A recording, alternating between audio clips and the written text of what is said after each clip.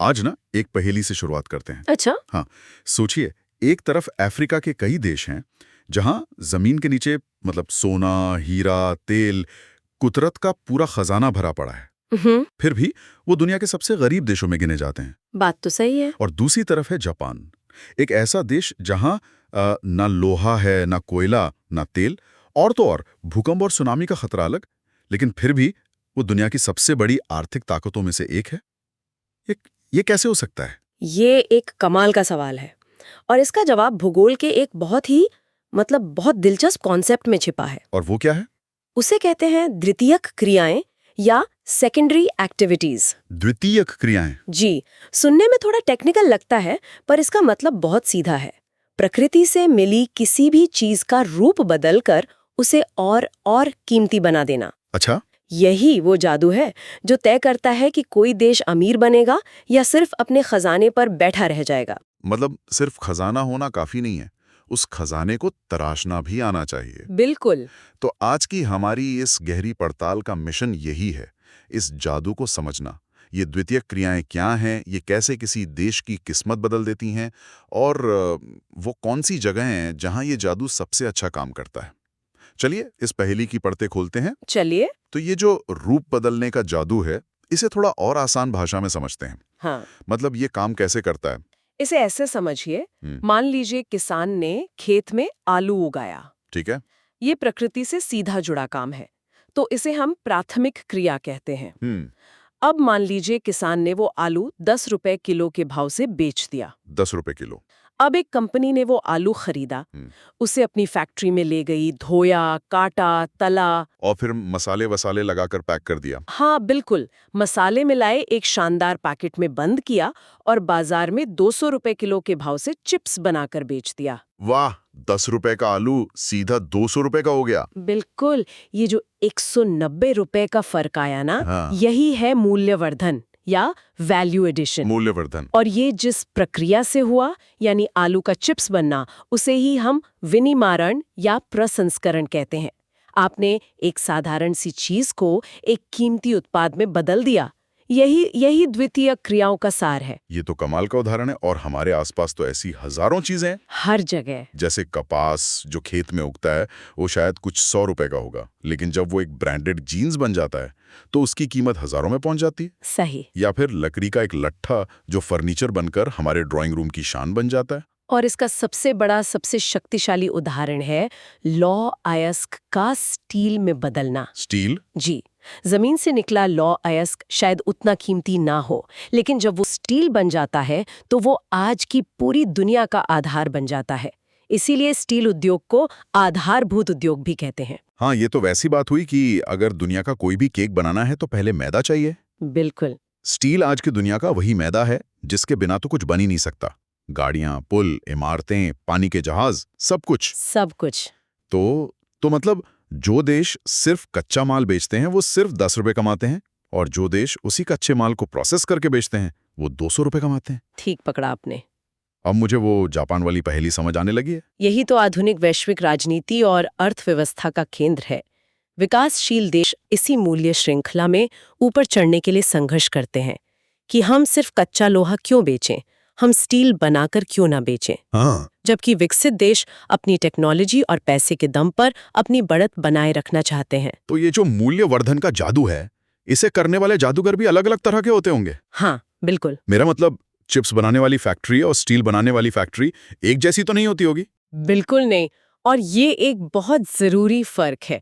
आकार के हिसाब से हम उद्योगों को मोटे तौर पर 3 हिस्सों में बांट सकते हैं। अच्छा। सबसे पहला और सबसे पुराना रूप है कुटीर उद्योग। कुटीर उद्योग, ये सुनकर मुझे अपनी नानी याद आ गई। अच्छा। वो घर पर ही आम का अचार बनाती थी और पूरा मोहल्ला उनसे खरीदता था। तो क्या वो भी एक कुटीर उद्योग चला रही थी? हाँ बिल्कुल, वो इसका एकदम सटीक उदाहरण है। कुटीर उद्योग निर्माण की सबसे छोटी इकाई है। मतलब घर से ही? जी, ये घर पर ही परिवार के लोगों की मदद से चलाया जाता है। इसमें औजार बहुत साधारण होते हैं और ज्यादातर कच्चा माल और बाजार दोनों आसपास के ही होते हैं। जैसे टोकरी बनाना या मिट्टी के बर्तन बनाना। या हाथ से कपड़े बुनना, ये हमारी ग्रामीण अर्थव्यवस्था की रीढ़ हुआ करते थे। हुआ करते थे से आपका मतलब है कि अब ये कम हो रहे हैं? हाँ, बड़े उद्योगों के आने से इन पर काफी असर पड़ा है। खैर, कुटीर उद्योग के बाद अगला स्तर आता है लघु उद्योग का। लघु उद्योग? ये घर से बाहर निकलकर एक छोटी वर्कशॉप या फैक्ट्री में होता है। यहाँ आप बिजली से चलने वाली छोटी मशीनें आ जाती हैं और परिवार के अलावा बाहर से भी कारीगर काम करने लगते हैं। अच्छा, तो ये एक स्टेप ऊपर हो गया। जी, इसमें कुटीर उद्योग से ज्यादा पैसा और टेक्नोलॉजी लगती है। और फिर आते होंगे असली बाहुबली, बृहद उद्योग। बिल्कुल। वो विशाल कारखाने जिनकी चिमनियों से धुआं निकलता है और हजारों लोग काम करते हैं। सही कहा। जैसे कार बनाने का प्लांट या कोई स्टील फैक्ट्री, इनके लिए बहुत बड़ा बाजार चाहिए, बेहिसाब पैसा चाहिए, सबसे आधुनिक तकनीक चाहिए और अलग अलग कामों में माहिर हजारों लोगों की टीम चाहिए। औद्योगिक क्रांति के बाद से दुनिया का चेहरा इन्हीं बड़े उद्योगों ने बदला है। और इसका असर सिर्फ अर्थव्यवस्था पर नहीं बल्कि समाज पर भी पड़ता होगा। बहुत गहरा असर पड़ता है। लोग रोजगार के लिए गांव से शहरों की ओर आने लगते हैं और पूरा सामाजिक ताना बाना ही बदल जाता है। एक मिनट, अगर स्टील बनाना या कार बनाना इतना ही फायदेमंद है तो हर देश या हर शहर अपनी यहाँ एक बड़ी सी फैक्ट्री क्यों नहीं लगा लेता? मैं सोच रहा मेरे शहर के पास ही खाली जमीन है, वहां एक कार की फैक्ट्री क्यों नहीं लग जाती? हाँ, काश कि ये इतना आसान होता। नहीं है। नहीं, यहीं पर भूगोल का असली खेल शुरू होता है।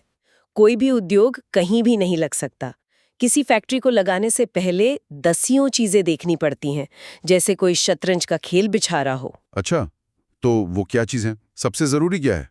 देखिए, सबसे पहली और सबसे जरूरी चीज है कच्चे माल तक पहुंच। कच्चा माल? जी, जिन उद्योगों में इस्तेमाल होने वाला कच्चा माल भारी होता है या जल्दी खराब हो जाता है, उन्हें हमेशा कच्चे माल के स्रोत के पास ही लगाया जाता है। जैसे चीनी की मिल हमेशा गन्ने के खेतों के पास ही मिलेगी। हाँ, ये तो है। क्यों?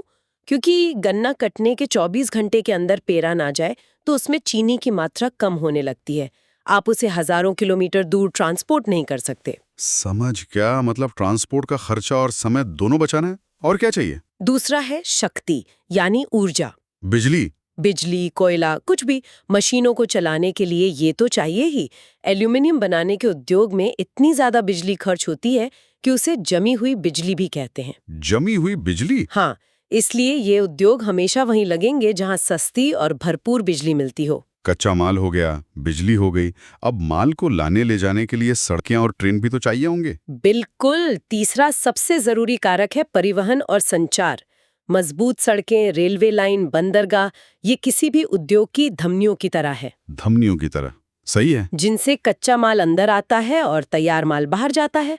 और इन सब के ऊपर दो और बहुत जरूरी चीजें हैं: कुशल श्रमिक यानी काम करने वाले माहिर लोग, और सबसे जरूरी बाजार। बाजार मतलब खरीदने वाले लोग? हाँ, आप दुनिया की सबसे अच्छी कार बना लीजिए, लेकिन अगर उसे खरीदने वाला कोई नहीं है तो आपकी फैक्ट्री का क्या होगा? बंद हो जाएगी।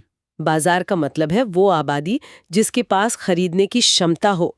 ये सारे कारक जब एक साथ सही जगह पर मिलते हैं तब जाकर एक सफल उद्योग की नींव रखी जाती है। तो मतलब सही कच्चा माल, बिजली, ट्रांसपोर्ट, कारीगर और बाजार, ये सब मिलकर एक परफेक्ट लोकेशन बनाते हैं। जी। इतिहास में कोई ऐसा उदाहरण है जहां ये सारे सितारे एक साथ आ गए हों और एक इंडस्ट्री ने पूरी दुनिया का नक्शा ही बदल गया हो? बिल्कुल। और इसके दो सबसे बड़े और क्लासिक उदाहरण हैं जिन्होंने आधुनिक दुनिया को आकार दिया। अच्छा। पहला, लोहा और इस्पात उद्योग। जैसा हमने कहा, ये एक आधारभूत उद्योग है। इसके पारंपरिक केंद्र वही बने जहां कच्चा लोहा, कोयला और चूना पत्थर, ये तीनों चीजें पास पास मिल जाती थीं। जैसे अमेरिका का पिट्सबर्ग एरिया है, जिसे कभी जंग का कटोरा भी कहते थे, या जर्मनी का रूल औद्योगिक क्षेत्र। और भारत में जमशेदपुर भी इसी का एक बेहतरीन उदाहरण है। लेकिन यहाँ पर वो जापान वाला सवाल फिर से दिमाग में आता है। पूछिए। आपने कहा कि ये उद्योग कच्चे माल के पास लगते हैं, पर जापान में तो ना लोहा है ना कोयला, फिर वो दुनिया के सबसे बड़े स्टील बनाने वालों में से कैसे बन गया? ये तो ऐसा है जैसे कोई बिना दूध के पनीर बना रहा हो। हाँ, ये बात इस उद्योग के बदलते चेहरे को दिखाती है। वो कैसे? जापान ने ये साबित कर दिया कि आज के दौर में कच्चा माल ही सब कुछ नहीं है। उन्होंने एक अलग रणनीति अपनाई। क्या रणनीति? उन्होंने अपनी विशाल फैक्ट्रियां बंदरगाहों के ठीक किनारे पर बनाई। अब सोचिए इससे क्या हुआ होगा। इससे तो जहाज़ों से कच्चा माल सीधा फैक्ट्री के अंदर आ जाता होगा और तैयार स्टील वहीं से जहाज़ों में लदकर पूरी दुनिया में चला जाता होगा। एकदम सही। ट्रांसपोर्ट का झंझट ही खत्म। बिल्कुल। उन्होंने टेक्नोलॉजी और बेहतरीन परिवहन का इस्तेमाल करके कच्चे माल की कमी को मात दे दी। ये दिखाता है कि अगर आपके पास तकनीक, पैसा और कुशल लोग हैं तो आप भूगोल के नियमों को भी अपने हिसाब से मोड़ सकते हैं। कमाल है। और दूसरा बड़ा उद्योग कौन सा था? दूसरा था सूती वस्त्र उद्योग। ये औद्योगिक क्रांति का प्रतीक था। अच्छा। इसकी कहानी ब्रिटेन के मैनचेस्टर शहर से जुड़ी है। नम जलवायु जो धागा टूटने से रोकती थी और पास में ही लिवरपूल का बंदरगाह, जहां से अमेरिका से आई कपास आती थी और तैयार कपड़ा दुनिया भर में जाता था। इन वजहों से मैनचेस्टर कपड़ा उद्योग का मक्का बन गया। हाँ, मैंने सुना है। और मैनचेस्टर इतना मशहूर हुआ कि दुनिया के दूसरे शहरों को भी अपने देश का मैनचेस्टर कहा जाने लगा। जी। मैंने पढ़ा था कि जापान के ओसाका, चीन के शंघाई और हमारे भारत में अहमदाबाद को भी यही उपाधि मिली थी। बिल्कुल। ये सब सूती कपड़े के बहुत बड़े केंद्र बने। ये शहर इस बात का प्रतीक बन गए कि कैसे एक उद्योग किसी जगह की पहचान बन सकता है। तो ये तो हुई इतिहास की बात। लोहा इस्पात, सूती कपड़ा, ये सब पारंपरिक उद्योग हैं। आज के दौर में जब हम रोबोट और आर्टिफिशियल इंटेलिजेंस की बात कर रहे हैं, तो क्या उद्योग का मतलब आज भी धुआं उगलती चिमनियां ही हैं? नहीं, अब तस्वीर काफी बदल गई है। अब हम उद्योगों की एक नई पीढ़ी देख रहे हैं, जिन्हें उच्च प्रौद्योगिकी उद्योग या हाईटेक इंडस्ट्रीज कहा जाता है। Hi tech industries. जी, ये ज्ञान पर आधारित है। यहाँ जोर भारी भरकम मशीनों पर नहीं, बल्कि शोध और विकास पर होता है। रिसर्च एंड डेवलपमेंट पर। मतलब यहाँ मजदूरों से ज्यादा वैज्ञानिक और इंजीनियर काम करते होंगे। हाँ, यहाँ काम करने वाले लोगों को व्हाइट कॉलर पेशेवर कहा जाता है। ये वैज्ञानिक, इंजीनियर, कंप्यूटर प्रोग्रामर, डिजाइनर, ये सब होते हैं। अच्छा। और इनकी फैक्ट्रियां भी पुरानी फैक्ट्रियों जैसी नहीं होती। वो साफ सुथरे, आधुनिक ऑफिस बिल्डिंग या कैंपस जैसे होते हैं, जिन्हें टेक्नोपोली या प्रौद्योगिकी ध्रुव कहते हैं। इसका सबसे अच्छा उदाहरण तो अमेरिका की सिलिकॉन वैली होगा। बिल्कुल।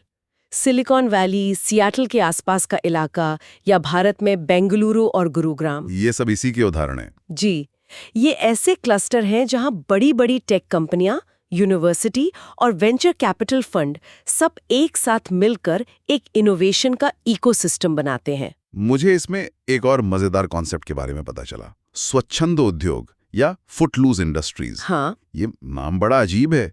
इसका क्या मतलब है? इसका मतलब नाम से ही जाहिर है।